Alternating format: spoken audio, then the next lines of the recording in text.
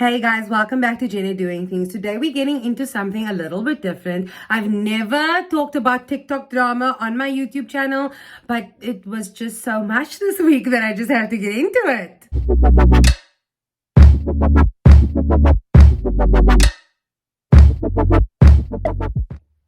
With the lack of pop culture news going on this week, I was obsessed with the TikTok drama going on. I felt like I could cancel my Netflix, Disney Plus, Showmax, DSTV, Mnet.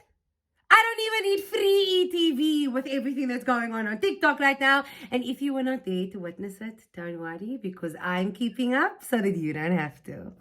So apparently I'm late to the game with figuring out how entertaining, not how entertaining, I have watched TikTok lives before, but apparently since last year, people have started being able to gift on your lives and people have started making money, and there's been a ranking game that I didn't even know of. And it's just been going. People have been trying to rank, make the podium, the top 100 in TikTok Africa. And I don't know, I still don't know what benefits are unlocked once you hit top 10 or you are on the podium. But all I know is people are making bank. So, like I said, there's been many exciting lives that I've been watching. There's a whole lot to offer. When people are on there all day, all of you that are on TikTok will know, like, Nadia Jafta's family is like obsessed with going live. Auntie Nawal is raising funds for the affiliated charity Grateful Giving. So she's been working really hard. I think ranking takes a lot of time. She's literally live every single day, all day. When she's not there, there's someone taking over for her to do her lives. And I mean, Nadia's brother, also Tariq, who doesn't know, Blok Nasi. I watched a live this week where I came late. I joined at about like 200,000 likes or 250,000 likes. And apparently at 100K likes, he said, if I get to 100K, then I'm going to tattoo Blok Nasi, his following name, on his hand, and he did. I hopped into another live where someone was being questioned about, like, they were attacking this lady about, where's the money of your TikTok gifts going? Like, you said you were raising funds for the diere. Jy het gesê, dis vir die diere. I don't know if it was for the SPCA, but she said that, she did raise money for the animals, but she said the organization I was trying to donate to did not accept my donation. So I took the money and I donated to another guy who's in hospital. Like, then there's people sleeping. There's people taking shits. Literally, people are alive in the toilet. And then obviously we all know those little girls and those little boys. And all the comments are scam, scam, scam, scam, scam, scam, scam. But all they're saying, oh, please help me, I need help. Please help me, I need help. Please, thank you. Thank you for the gift, thank you. Thank you for the gift. Thank you for the gift. Please help me, I need help. Whole day. But you don't want to donate and help the damn children because everyone's saying it's a scam. So what is happening? I've seen famous people on here. What's that guy that's always in Leon Schuster movies? No, I feel like I should know his name, but he laughs like this.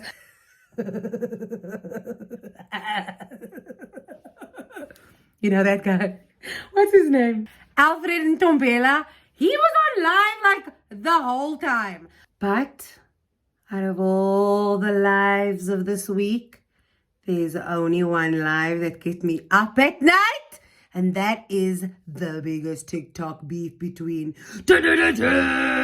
Uncle C and the GentleBrother. Before I get into it, I just want to say I do not want to be ripped apart, put on TikTok hit lists for anything. I think anyone who knows me and has gotten to know me through my content and knows Jenna Doing Things knows that I have no malicious intent in this. I don't want to ruin anyone's life. I'm not trying to do whatever. I just want to serve the tea that has already been spilled. I'm not spilling any tea. I'm not telling you anything new. I'm just putting it all together for you so that if you missed anything, Now you understand. Everything that I'm about to discuss happened on TikTok. Some of the videos that I will refer to have been deleted since they, have been uploaded. The only thing that I can tell you to here today is things that have already been told to us by these creators, because I don't know them personally. I've just been so invested in this drama for some reason. So it all started last week when there was a mob attack on a Uber driver, Abongile. The people from Parkwood assumed that he was a kidnapper because, according to some, his behavior as an Uber driver was dodge.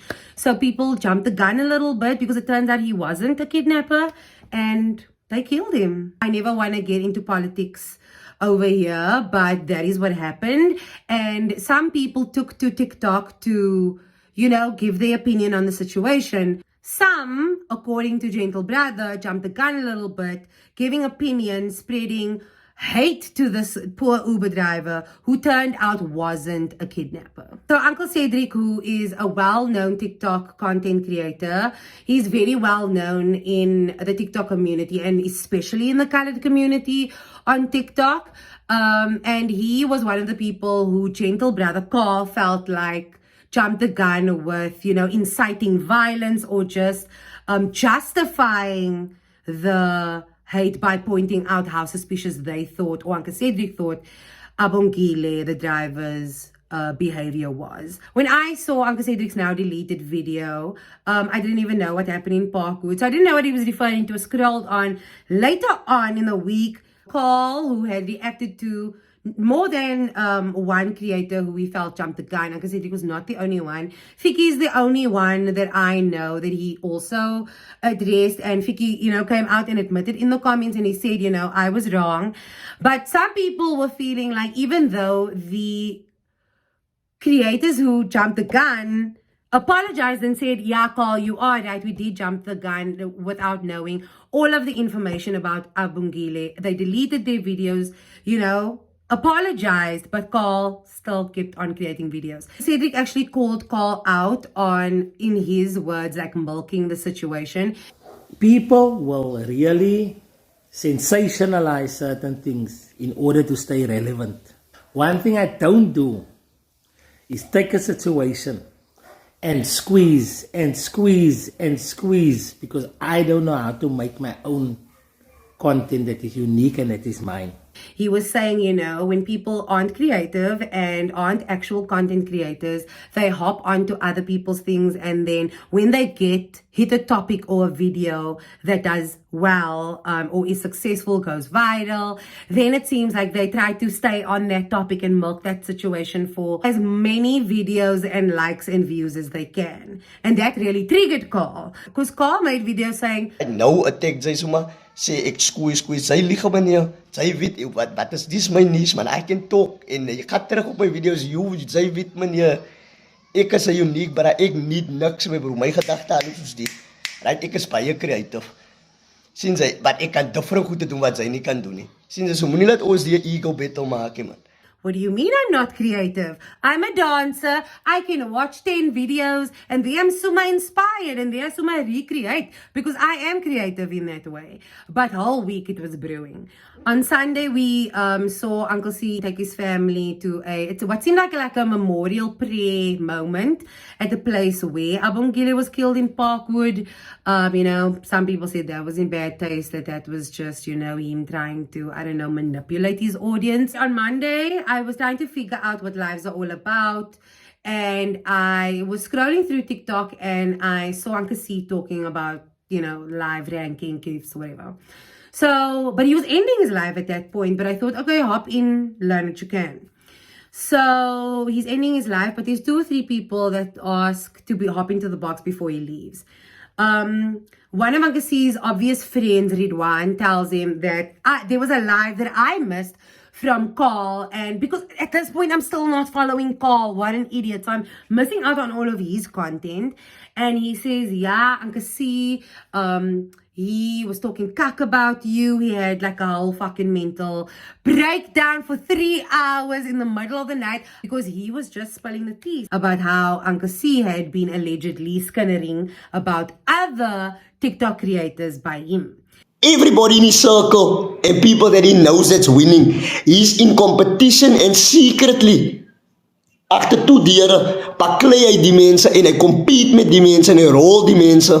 But as hy voor die mense is, hy kyk jy, dat sing die ander numbers, die soek hy akkedis is, hy is a heavy akkedis, but he confided in me, nie confided, geskinne, hy is a skinnebek, hy het by my geskinne van die mense. The proof that I have is, the things I'm going to share with you guys, it's only things that I could have said, if somebody had to tell me that confided in me. Hy was my swak gemaakt en om vir my te portray, om 'n false voice note uit te sit, and he became personal, so I'm going to just return the favor. So, he said to me, ja, my bro, my following, sy sien en compare net van my, teen Majestic, my, ek is like, what the fuck, but ek sê niks, compare van my teen Majestic, my, sy sien en ek het 160, sy hoeveel followers, but she call my money over followers. She's got a business and running a VTI contact lenses businesses. That thing fell through the drain and I was like, shit, ek het nie verdikke vir haar nie. Like, waar kon die uit? En die is by sy huis en shit. And the family's there. They like, they, en allemaal is like, as amper so't 'n normal ding is ek like, okay, so in my mind sê ek net, okay, so sy skinde mos lank af mense, you know, he was making a point. He was basically trying to say, it doesn't matter how many followers you have, soos meer dan 50, hy punt ook gemaak vir my. Hy sê, it doesn't matter, kyk vir meer dan 50, hy het vir my, hy sê, kyk vir meer dan 50. Sy het 'n klomp followers, my broer, ek gesien, amper 200 followers, 200,000 followers, but sy kan nie skeer maak met die followers, want hulle het die brein sien, my broer, dis wat hy sê van ons mense, maar dis die hele mense wat hy op lives gaan en met nice praat en vir hulle goed sal doen, and that's how good he is. Then the person who had hopped into the box with Uncle C said, and he even mentioned your beef with Diktollie. And this is where I think my entire obsession for the week changed, because I had never heard of Diktollie, and his name alone is iconic. Love it for you. And yeah, he said, yeah, Carl said last night that you were friends with that you take even advantage of your friends. Paul had accused Uncle C in his live of owing Diktollie money. Uncle C and Diktollie had this working relationships when it came to social media, and according to how Uncle C cleared it up in, our live yesterday, he said that Diktollie, didn't have a job, and that he was, helping him just, make some money. And Carl had said no, but Uncle C owes him money for work that he did in December, and so het hy nie gepay in December nie. And just at that point, Diktollie joined Uncle C's live. And the people in the comments were saying, add Diktollie to the box, add Diktollie to the box. And yeah, Diktollie is added to the box while he's sitting on the pot. Embarrassing. But, I don't care where he was sitting. Because he said, he came and said with his chest, Cedric, but it's true. You do owe me money. And the way that we went into this beef alone, Uncle Cedric versus Diktollie was a beef and a whole story on its own. Yes, that is correct, MC. You do owe me money. You owe me 2K from December. You said that you were going to pay me before December, before Christmas, and that hasn't come through. Uncle C right there pulled out his laptop and said, I'm pulling up bank statements. I'm pulling up bank statements because that is a fucking lie. And I know you fucking lying. And you know what, Diktollie? When I pull up this statement that shows that I have paid you their money, I'm going to need an apology from you. Because if it shows that I didn't, I'm going to apologize and I'm going to pay your money today. And he pulled it up. In our faces, it was like I was watching history in the making. I was watching everything in real time, and it was amazing. It was like watching a car crash. It was like watching a car crash, but I couldn't take my eyes off it. It was so interesting. Seeing this all happen in real time while Uncle C is showing us his bank statement. Showing us the dates that he had paid Diktollie while Diktollie is taking a cock on the toilet. Where else can you get this kind of drama? And I tell you, it was chaotic. When I joined that live, it was 250 people. When he was showing bank statements, we had 1,000 people in the fucking live. It was insane. And he said, now what are you going to do now, Diktollie? Are you going to apologize? I'm showing you that I paid you that money. Are you going to apologize? And Diktollie was like, but you know, it's not only about that. Backtracking. But you know, it's not only about that, Cedric. And there's more, guys. Yes. Apparently, not only was Diktollie's girlfriend, Tifa, making it difficult for them, for their working environment, she also was causing some drama. Or Cedric also had a payment that was lacking there, apparently, according to Carl in his life. Carl said no, but Tifa helped Uncle see them with a cleaning job, and then he made her wait for I don't know how many hours outside of the house, and Anna paid her. According to Uncle C, no. I didn't pay her. I paid her in full for the full 2 days, but she had to wait outside, yes, because she decided that sy het 'n gat opruk en nou sy sommer vroeg klaar geweek. So Uncle C made her wait outside. And you know what? I felt so bad for Tifa in that moment. Because not only were they making us swak, Diktollie was saying, I told you not to invite. I told you not to give that cunt to work. Isn't it your girlfriend, Diktollie? I will never accept a man calling me that cunt. Oh, you mad? But anyway, here not only was there Tifa, but there was also a situation with a phone. I guess he said, Diktollie, you and I were friends. Why didn't you know better? And Diktollie says, nah, I'm not going to ask you every time for my money. I had asked you, you said you were going to do it, and you didn't, and I left it because I bought the phone from you, and I thought maybe you would just maybe you just took that money to pay more for the phone because I actually paid you more than the phone was worth. Yeah, it was messy. I didn't know what was going on, but there was so much tea, so many contexts coming from different sides in this timeline. I didn't even know these people before Monday. I can see he was the only person that I was following. But I was watching this live from beginning to end. And I can see he said, now, come, we clear this up now. I paid you your money. I paid Tifa in full. You didn't overpay me for the cell phone or whatever. So apologize. And then I totally got emotional. I swear on my life, it was telenovela. They said, nah, but I miss you, my bro. I miss working with you. And then I could see, but I also miss you, my bro. I also miss working with you. In that moment, I literally thought they were joking and like fatting gat. And I said, now if you miss each other, then cry. And then they did. Uncle C, he cannot deny. Uncle C did deny cry, but he was choking back tears. He ended that life so quickly after Diktollie started chunking on that toilet. As messy as it was, I honestly felt like it was so entertaining, but also so good to see. Two grown men having this beef all this time and then sorting it out and apologizing and crying like it was giving everything we needed to give. A beef and also a reunion of the two, because that afternoon Cedric actually thanked God. Kykie, van my was gesê, ek mag nie met GentleBrother discuss nie. Ek gaan hom nog een keer discuss. Out of this, because for check, right? He said, thanks, Carl. Thanks for spilling the tea and trying to make me swak, but I just got my friend back. Apparently, Diktollie and Uncle C hadn't even spoken since December. After all of that went down. And now since Carl had tried to throw Uncle C under the bus and expose him, he had now gotten his friend back. But that was not the end. The rest of the afternoon on a Monday, we saw the two of them. Uncle C said, you know, I'm coming to you now. I'm coming straight to you. My friend, I'm ending this live and I'm running to you. And later the afternoon, we saw the two guys get together. They both went live. Had a meal with the family at Muchachos. It was really good to see. And we, you know, maybe that was the beginning of showing the way for the TikTok beef, but not before we had the most entertaining live of the week between Carl and Uncle C. After seeing Uncle C and Diktollie make up at Muchachos, like, all I hoped was that, like, Carl could join and it could be a whole peaceful moment. But no. Carl had a live event scheduled for 8:30, but he overslept.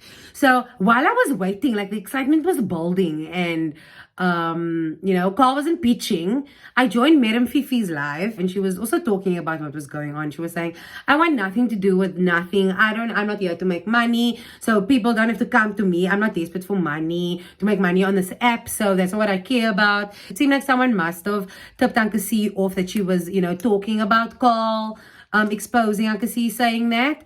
And because he joined the live just that moment, and kind of, cleared up and apologized to Madam Fifi, saying, I never said that, and you don't have to worry about that.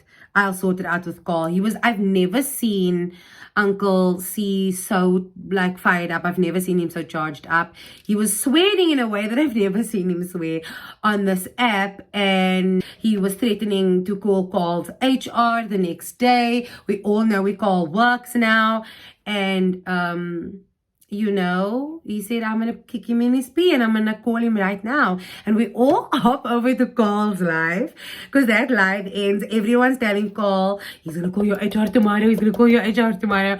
And Carl's like, what? No, I don't care. You cannot call HR. And in that moment, you just see Carl's eyes drop, because obviously Uncle C is phoning him. And he's like, and it says live is paused.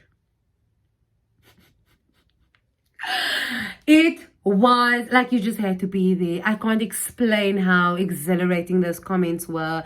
And it's so funny because Plaza was still in the live.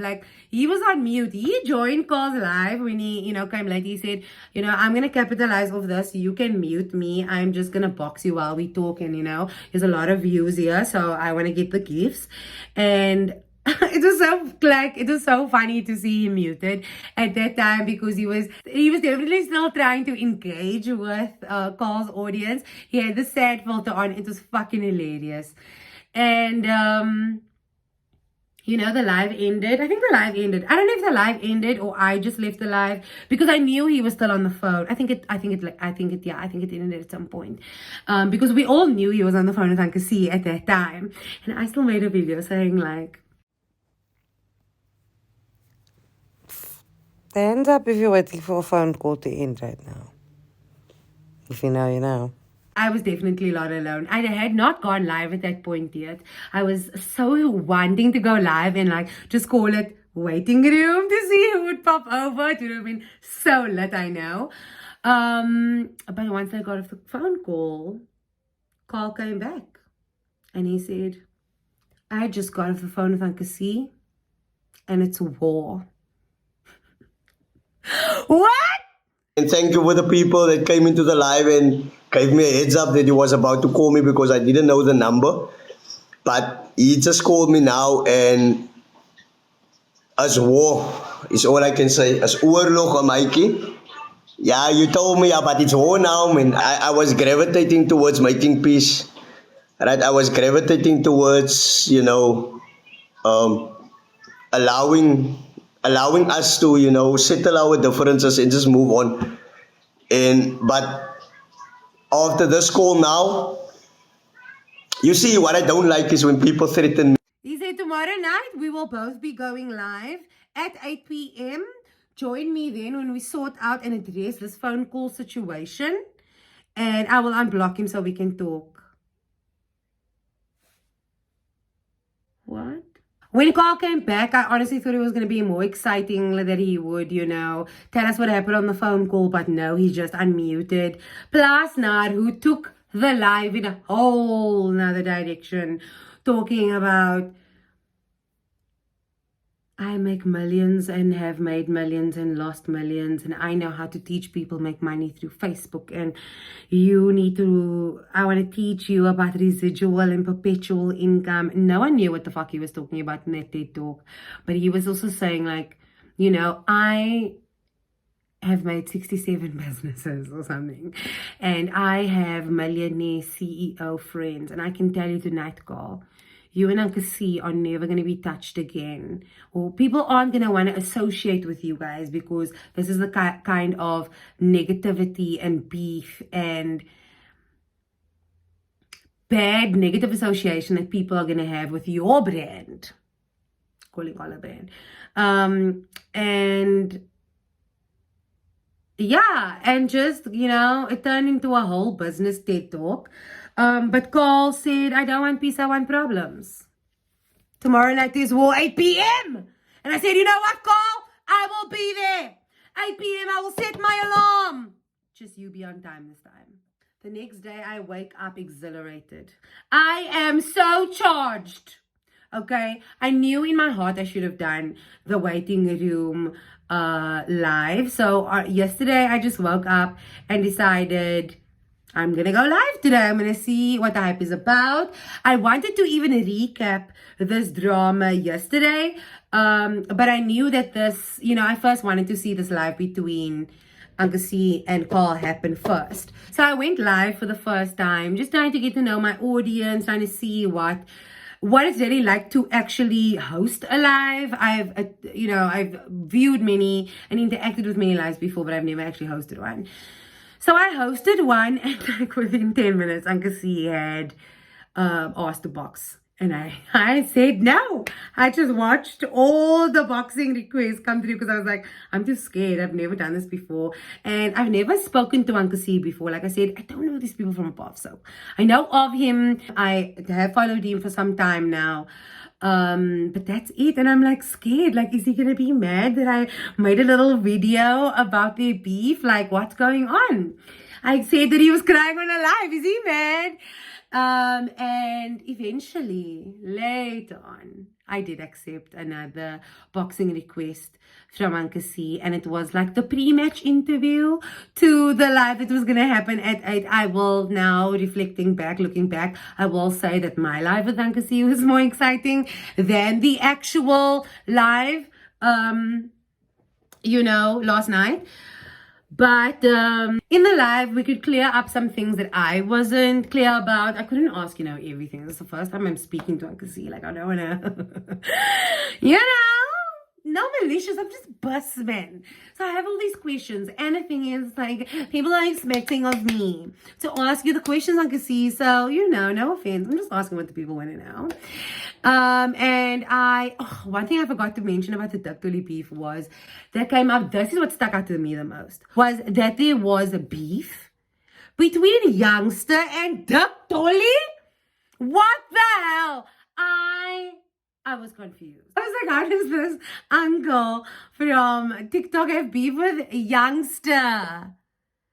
Why Jen? Youngsta CPT Youngsta. Do you know what I mean? Like, what is going on? And I asked him, see, Uncle C, between me and you, it's just me and you. There's no one listening or watching. Tell us the beef. Tell us the beef. Where does it come from with Youngsta? Explain. And I would have never been able to prepare myself for what I was going to find on YouTube.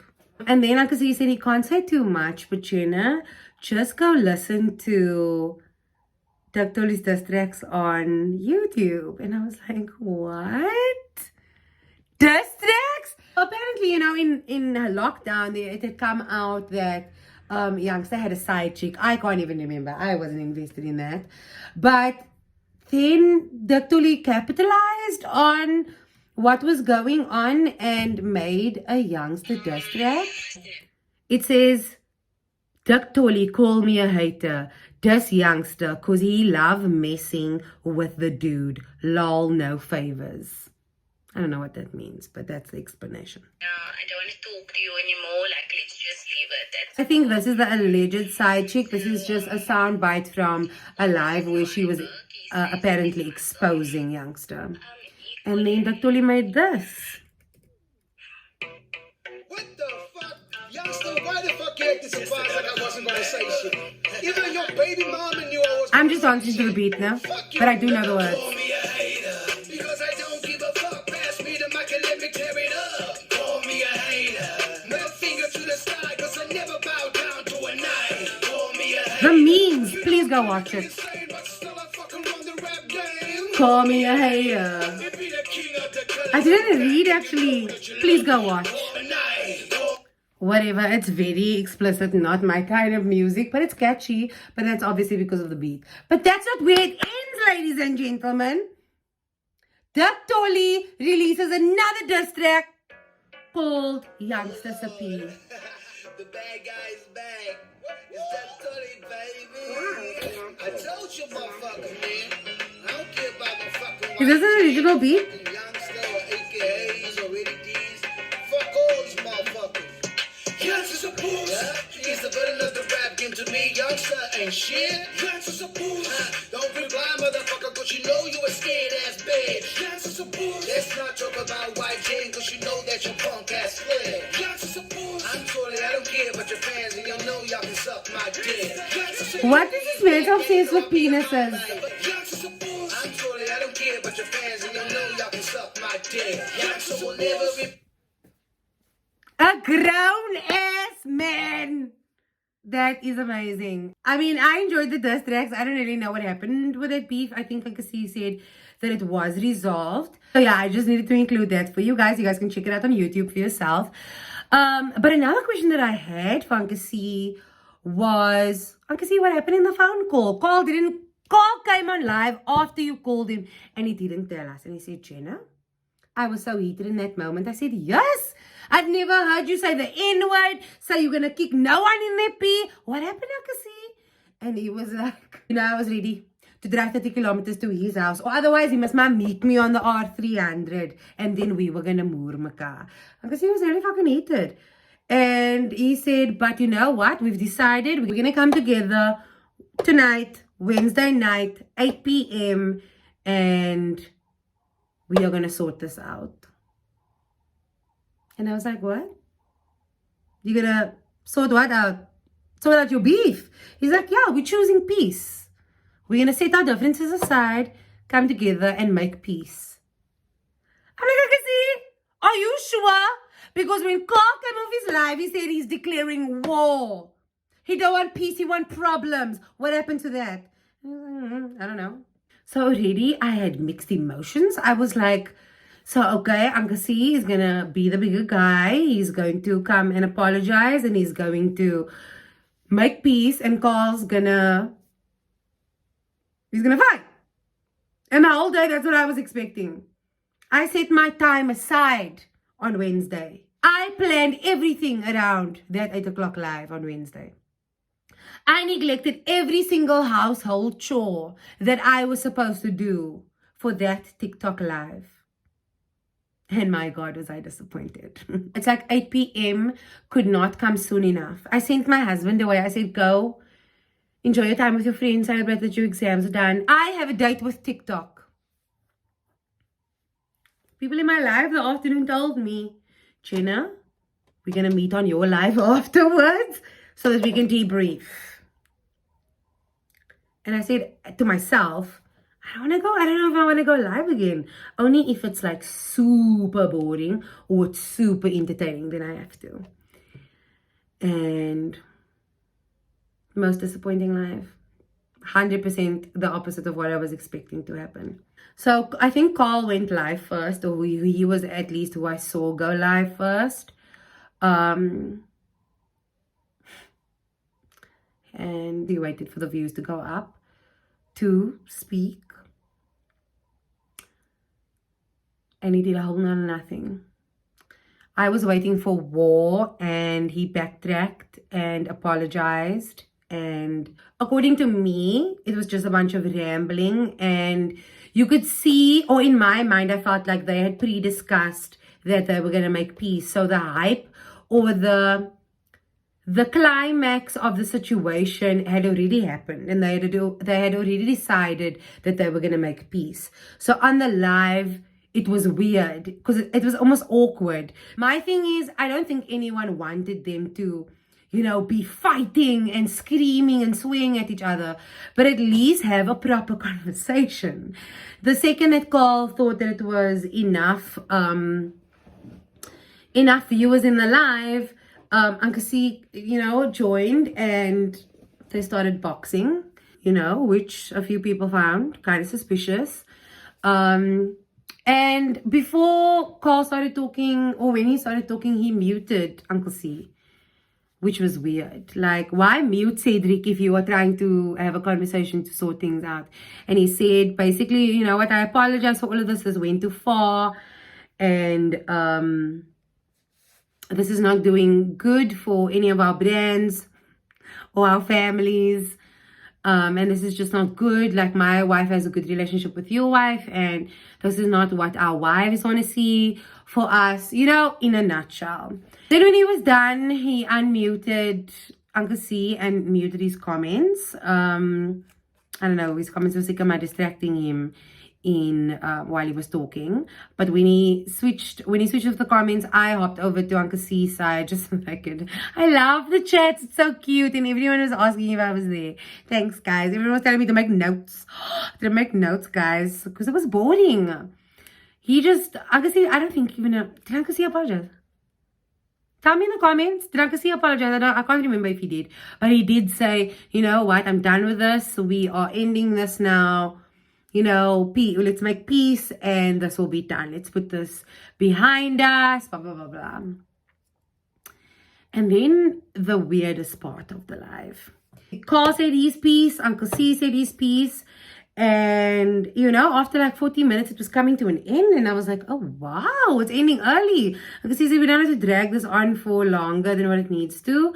I'm tired. I want to go, you know, to bed. And I was like, what? Is this the end?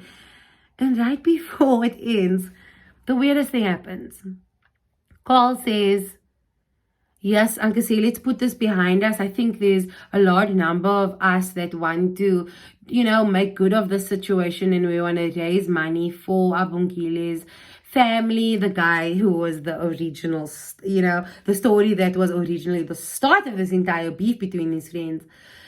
He says, we want to open up a bank account, a Capitec bank account, and raise funds for this. Maybe we can do a few videos together to raise funds. And I thought, really, you've been fighting with this man all week, and now you want to collab. Nah, I don't believe it. And afterwards, I had then started a live just to debrief the entire fight, because it was so weird. I felt like everything happened, but nothing happened at the same time. And my cousin had all these notes for me to discuss. But Uncle C wanted to box, and I thought you went to sleep, Uncle C. And he joined us, and I was like, so what's happening? And he says, you know what, I'm so sorry about that. I just needed a 20-second power nap. Yeah, that went where it needed to go, and we just needed to end it. And I said, wow, you know, thanks for coming. Thanks for joining us. But I'm sure people have some questions. The first thing, you know, one thing that I did bring up to him, you know, I said that I found it weird that the whole way that it was set up. I found it weird that he muted Uncle C, or that they were muting each other and not really conversing. They didn't have to argue and fluke each other's masterpiece out, but it would have been nice to see a conversation, to really see them work it out, you know.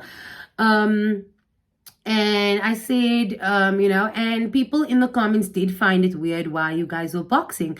You know, people were accusing them all week of, you know, using the situation for clout and capitalizing on the hype that it's created. And they just, you know, therefore give them for the money. And, you know, anyone can have their own opinion about Uncle Cedric, but I applaud him for being transparent in that moment. He said, you know what, Jenna, this was the live to watch this week. This was what everyone was waiting for. It was the most exciting, you know, messiest place to come spill your tea, or, you know, come enjoy the tea being spilled. So entertaining. So why would he not sell popcorn? And hey, we may have our personal thoughts about that, but say what you want as long as he's being transparent. That's why I can't fault Plasnar either, even though he was super fucking distracting to the live the previous night. And he, even last night, he uses it unapologetically to capitalize off of the hype. That's what these business minds are doing with us. I didn't ask to, you know, join the live with Cedric once. He ended his live with Carl. He asked to box with us in our debrief of his conversation. But, you know, last night was also there, live with Carl straight afterwards. And apparently, and I actually stopped my live at some point to go join that live. But that was just a whole bunch of gatvat. Apparently, people had a lot to say once the live with Uncle C ended. And you know what? I don't know. Where do we end this off? I have no personal, I have no stake in this fight. I have nothing to gain from sharing my personal opinion, but this kind of topic is interesting to me because a lot of the comments in their videos, in the lives, have said, but this is all a PR stunt. This is all for clout. This is all to get us watching lives in boxing matches, to gift them so that they can make money. Do you think that these content creators are playing us? Do you think this was all a stunt to get us in their lives, gifting and paying them for entertainment that they planned? Personally, I'm not so sure. It stemmed from event that they had no control over, what happened in Parkwood. But do you think this was all real? Or do you think somewhere in the past week they called each other and said, let's milk a little bit? I'm so excited to hear your thoughts down below in the comments. If you have made it to the end of this video, thank you so much for watching. Give this video a thumbs up if you enjoyed it and would like to see more videos like this. I know that this is the first time that we have discussed TikTok and TikTok drama, but I want YouTube to also be a little bit of a home for my TikTok family. Welcome to my TikTok family. Thanks for making it to Jenna Doing Things. Don't forget to click the subscribe button to stay up to date with all of Jenna Doing Things. Join me on Saturdays for your weekly pop culture updates and on Kardashian Sunday to recap this week's Kardashian episode. Thank you so much for watching. Bye.